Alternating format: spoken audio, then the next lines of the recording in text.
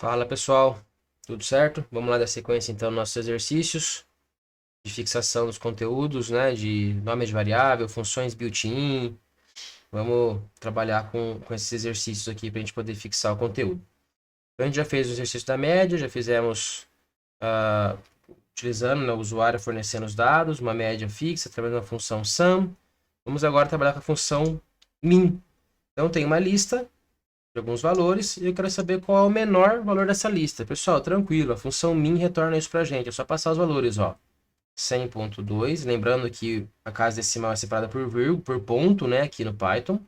34.9, 31.5 e 18.95. Mando rodar a célula com Shift Enter. Coloquei o valor errado aqui. 31.5, faltou a vírgula, né? Olha lá, 18,95. Pessoal, de novo. Ah, professor, isso é fácil, é só olhar. Aqui é didático, tem 4 elementos. E se a lista tivesse 1.000, 10.000? Como que você ia olhar e ver qual é o menor? Quase impossível. Então, a função min retorna isso pra gente. Beleza? Então, função min. Outro exercício, esse aqui é bem legal também. Exercício clássicos de Python. Avalie se no digitado pelo usuário é par ou ímpar. Se for par, a série deve mostrar true. Se for ímpar, deverá mostrar false. Então vamos por partes. O primeiro passo que eu tenho que fazer é digitar, pedir para o usuário digitar o número. Então, número, underline, digitado. Lembrando, né, nome de variável sempre tendo relação com o que a variável armazena. Então, número digitado aqui. Evite chamar de n, tá? N é muito genérico. Então, vou dar o eval, porque eu vou precisar trabalhar com esse número depois. E aí, vou pedir o input para o usuário. Digite um número. Ok? Pronto. Digite um número. Vamos testar se está rodando essa célula. 8. Nenhum erro. Beleza. Vamos começar a criar uma célula nova. O que a gente tem que pensar aqui? Como que a gente faz para poder saber se o número é par ou ímpar? A gente vai analisar o resto da divisão quando eu divido ele por 2, né? Então, se eu tenho, por exemplo, 2 e eu coloco o símbolo de porcento, 2, lembra que o símbolo de porcento me retorna o resto da divisão. Então, olha lá, 0, né? Então, quer dizer que o resto, 0, indica que o número é par. Se eu dividir e for diferente, dá um resto 1. Então, ele é ímpar, tá? Então, tem que fazer aqui, ó.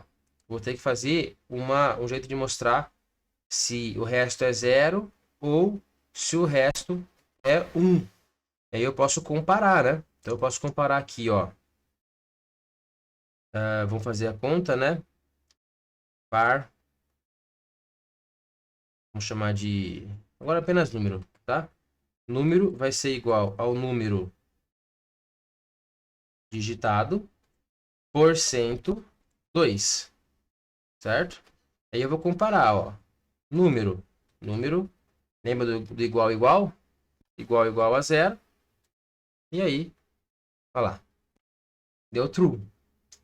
Então, aqui eu estou trabalhando com vocês aquela comparação. Deixa eu fazer mais uma de comparação no próximo exercício aqui, ok? Mas pedimos para o usuário digitar. Pessoal, não tem regra, tá? Para poder saber quando que você cria uma célula nova. Isso com a prática você vai pegando um pouquinho essas manhas, esses macetes, né? Mas você vai quebrando por célula, vai ficar mais fácil de você ir debugando o seu código, né? Ah, eu quero mudar o número. Então eu volto para essa célula de cima, rodo ela. Vamos digitar o número ímpar, 7. Rodei ela. Eu preciso rodar a célula de baixo. Olha lá, false. Tá? Então, o que a gente fez? Pede para o usuário digitar um número, faço o porcento, né? O porcento vai me retornar o resto da divisão. Porcento retorna o resto, vamos comentar aqui, ó.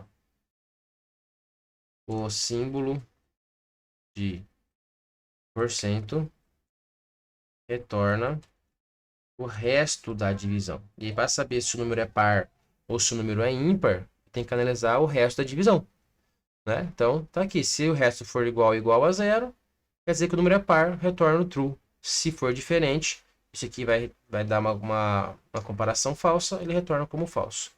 Tá? Vamos para o próximo, então? Vamos lá. Verifique se o menor preço dessa lista é menor que R$20. Então, para eu verificar se o menor preço da lista, qual é o menor preço da lista, eu vou usar a função min, né? Copiei daqui de cima, tá? É o mesmo, os mesmos valores, tá? Os mesmos valores, então copiei. E eu preciso saber, verificar agora se é menor. Então, eu uso o símbolo de menor que 20. E aí, mando rodar, ó. Deu true. Percebe que desse jeito, eu nem preciso saber, e o enunciado nem perguntou isso, qual é o menor número. Não, não preciso saber. Ele fala assim, ó, verifique se o menor número dessa lista é menor do que 20. Essa função vai me retornar um valor, que é o menor número dessa lista, e eu comparo vendo se é menor do que 20. No caso, é menor do que 20. Então, eu consigo trabalhar, né, e ver a resposta. Se eu colocar aqui, por exemplo, vamos colocar um número menor aqui, vou colocar 15. O menor número dessa lista é menor do que 15? Falso, ó, tá? Então, é assim que a gente trabalha com comparação, né, de números. Beleza? E nosso último exercício aqui, um exercício bem legal também. Conversor de temperatura. O usuário vai fornecer a temperatura em graus Celsius e a gente vai converter para graus Fahrenheit. Vamos lá ver como é que a gente faz isso? Então, vamos lá. Pessoal, o usuário vai digitar a temperatura em graus Fahrenheit. Né, lá. Faça o programa que converte a temperatura em graus Fahrenheit fornecida pelo usuário e vai converter para graus Celsius. Né? E a equaçãozinha está aqui, ó. Então, a primeira coisa que eu vou fazer, vou criar uma variável chamada de Celsius.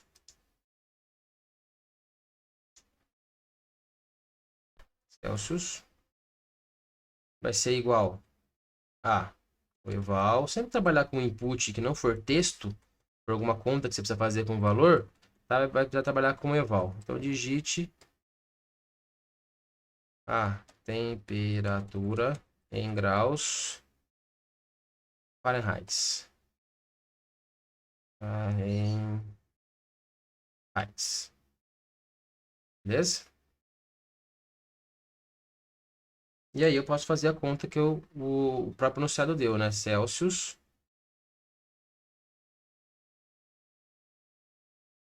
Na verdade, aqui é Fahrenheit, né? A variável é em Fahrenheit. Fahrenheit. Tá? Então, a temperatura em Fahrenheit, aí Celsius vai ser, não esqueça do jogo de parênteses, para evitar problema. 5 dividido por 9 vezes, que é da física, né, pessoal?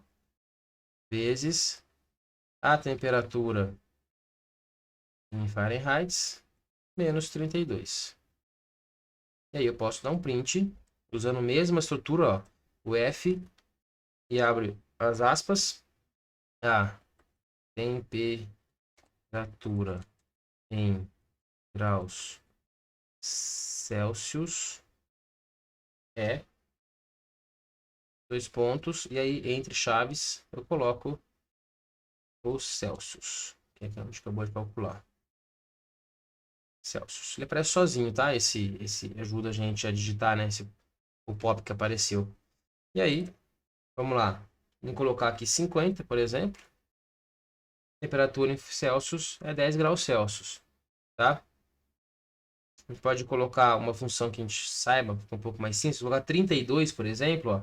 32 menos 32 vai dar 0. Então, 32 graus Fahrenheit tem que ser 0 graus Celsius.